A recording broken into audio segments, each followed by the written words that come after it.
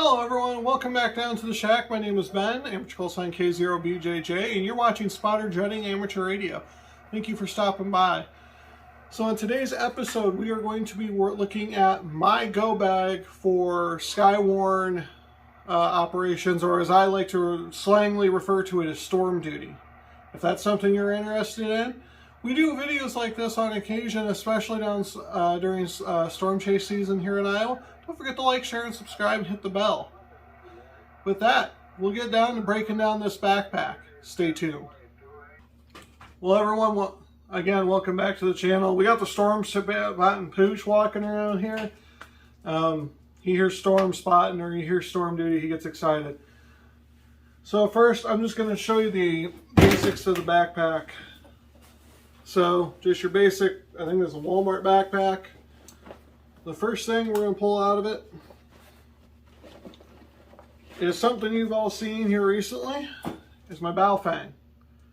Always carrying HT with me when I'm out storm spotting. I can, most of the places in the county, I can step out of the vehicle and still have this on me and still have comms with my storm spotting crew.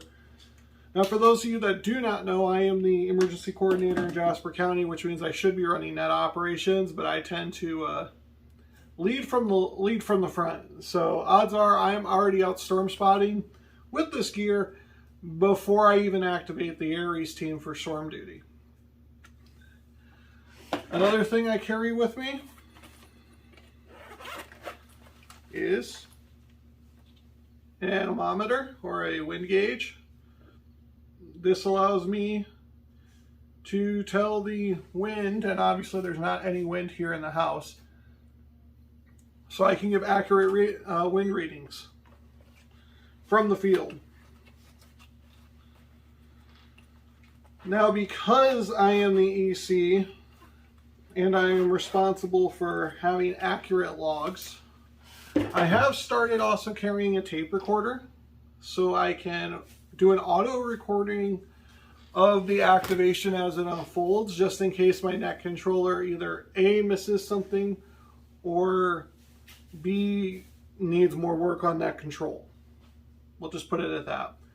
So that way, if I have that audio log, I can take the time from when I started, which when I go on storm duty, I'll say activated for storm duty or checked out storms on this date at this time, and then I can just add minutes to that timestamp.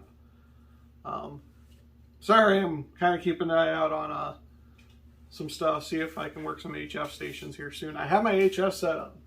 For those of you who have not seen my HF set up, this is it. It's a Yaesu FT891 power supply and my infed, which is on the top of our roof. But back to the video.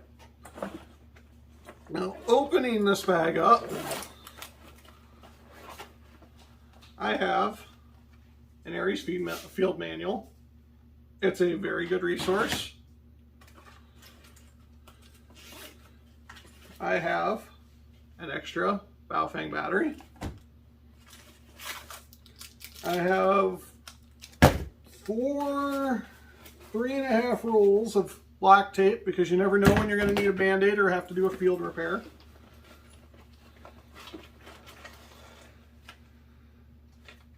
I have lead fishing weights. This is actually for stringing antennas.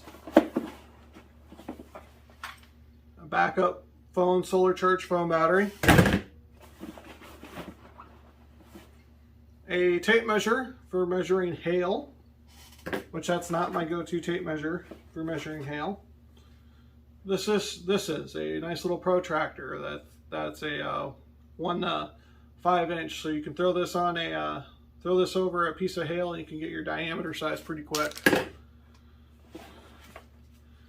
Marking tape, also for antennas, not necessarily for Skywarn, though if you want to put some marking tape on, or some of that on your antenna, it doesn't hurt. A Baofeng programming cable. Always have extra programming cables with you.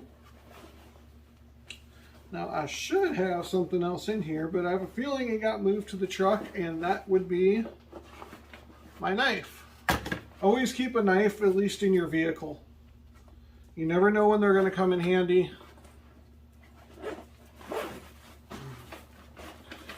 And then I have my trusty clipboard. Now this clipboard is my all-around clipboard. Sorry if I got off camera there. Is my all-around clipboard, so I have a bunch of different things in here, but I'll take you through it. I said this is my all-around clipboard. Lately, what I've been doing is parks on the air, so I've got extra written logs in here, as well as meeting stuff. Parks on the air. Let me get this out of the way and get to the airy stuff.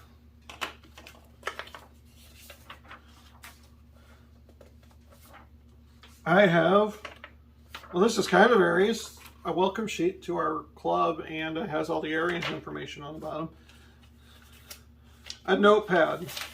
Notepads come in handy in a lot of different circumstances. Obviously, if you want to take notes, but if you have to start doing a field net control op and you don't have one of the sheets that I'm going to pull out here soon made up, that's something you would need to have. And then I have a written Aries net control log. I have several of them in here, just in case I ever have to do field net control, which I do not recommend. It is not safe to do unless you are doing it strategically. And by that I mean you have frontline chasers, you're behind them and you're coordinating, but you're in a vehicle. We can get through my layered approach with net ops at a later time if you guys would like, because I do have a layered approach to doing net control. And then I also have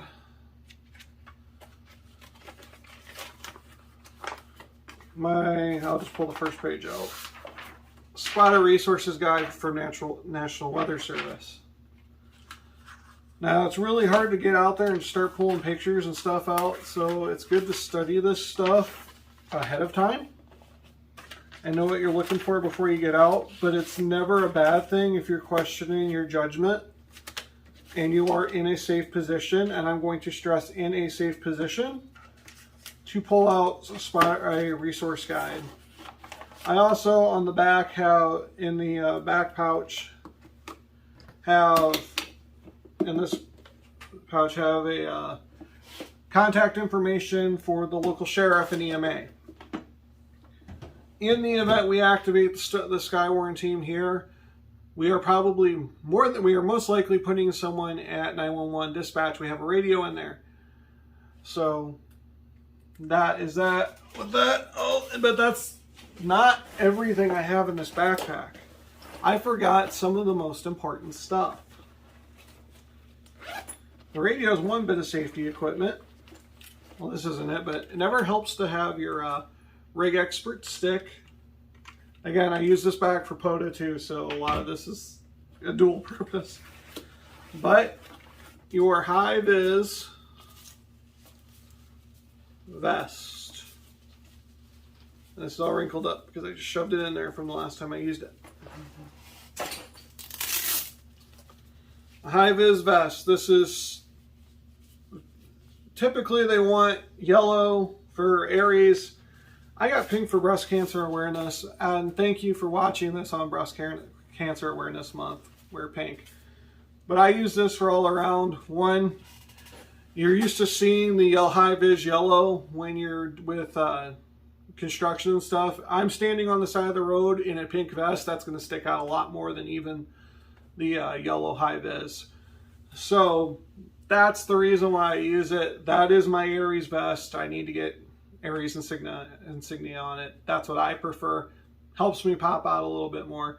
And if I'm doing Skywarn operations and I'm on the side of a highway and for some odd reason I want to get out of my vehicle, I'm very mobile within the vehicle and outside of the vehicle, which again is why I carry the Baofeng, and which is why I also have the high-vis vest. As soon as I go on storm duty, as soon as I get set up, so not necessarily the moment I go out, but the moment I get set up and I'm starting to watch storms, that vest goes on. And that reason being is because I know how I am. And I might want to get out, sit in front of the vehicle, watch the storm come in. I might want to pop out real quick and do a 360 awareness because truck windows get dirty, and especially topper windows get dirty, so I don't necessarily have full 360 view outside of my vehicle unless I'm outside of it. Safety first, make sure you're seen. So that's what's in my go bag. Another thing you might want to carry with you, and I have a lot of stuff in my vehicle. Like I said, a knife. Make sure you have a knife in there. Some kind of self-defense mechanism other than your knife. I'll let you let your imagination go with that. You never know. This day and age. You never know what's going to happen. I often carry a lead throwing device when I'm storm spotting. If I'm doing net control ops in the sheriff's office, obviously I have no purpose for that because I'm surrounded by people with lead throwing devices. But when I'm in the field, I either have that or a can of OC plus CS pepper spray. And yes, I'm kind of coding stuff because, well, YouTube. I would recommend something like that. You never know what's going to happen on the side of the road. If you don't feel like you need it, you don't feel like you need it. It's just a recommendation from me. Also, in the truck, I do have road flares. Always not a bad idea. I'm not saying set up spot, throw road flares. I'm saying if something happens and you need to signal, you have that. Also, make sure your systems in the vehicle are good. I have a tri-band radio in the car.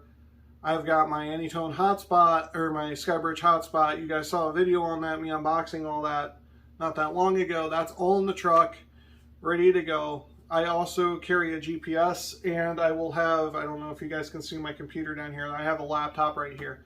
That is in the vehicle with me running radar. So during the event of a storm chase, I have radar going on the computer, which is radar scope. I have comms going with the radio. I have my vest on, and that's my spotting. I know you guys didn't get to see a whole lot of spotting videos this year. I greatly apologize for that. We're working on next year. What I need to do is get an action camera, so when we get out in the field, I hit play on that. Right now, my main recording device is my phone, which you guys are obviously on right now. So, hopefully next year we can get some storms on there. I'm going to be doing both chasing and spotting next year.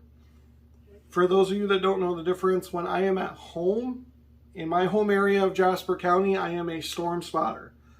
I am out there for the protection of the people of Jasper County. I am out there keeping an eye out on things for the people of Jasper County. When I leave the county, and I say this vaguely, when I leave the county, I become a storm chaser. I am no longer protecting an area that I know, an area that I am 100% comfortable with. I am now going into someone else's area. I'm still doing it for the protection of people, of life and property, but I'm in an area where I don't know spotting locations. I am basing my location based on the storm, not based on good terrain, even though I'm going to definitely try to get the best terrain, but I am chasing the storm. The storm is manipulating my position. My position isn't determined based on the storm. So a storm spotter sits and spots. Now you may move several times while spotting, but a storm spotter sits, has the storm hit them, repositions, sits, has the storm hit them, or they watch from a tail. But it's in an area they know where they're safe, they know where they're not. A storm chaser is the one following the storm, basing all decisions on the axis of the storm with little to no intelligence on the road networks or how the area is.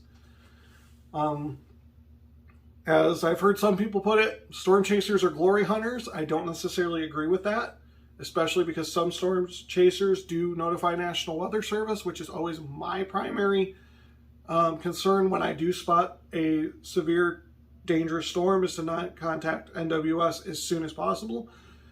But storm chasers are out for the glory, storm spotters are out for life and safety.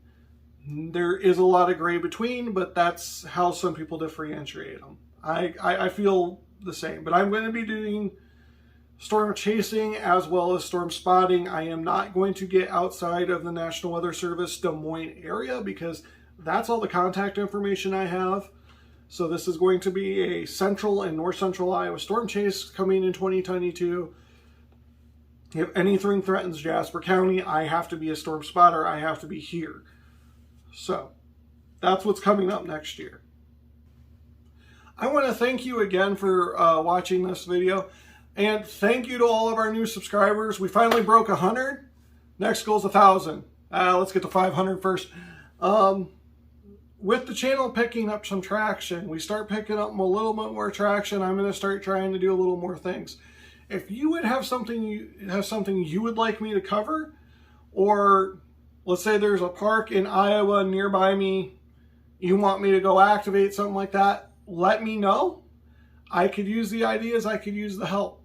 And I really want some input from you guys. With there being so many people joining this community now, I want you guys to feel part of this community other than just watching. So please let me know if you have any ideas, and we'll get them added to the list. We'll see if we can do them.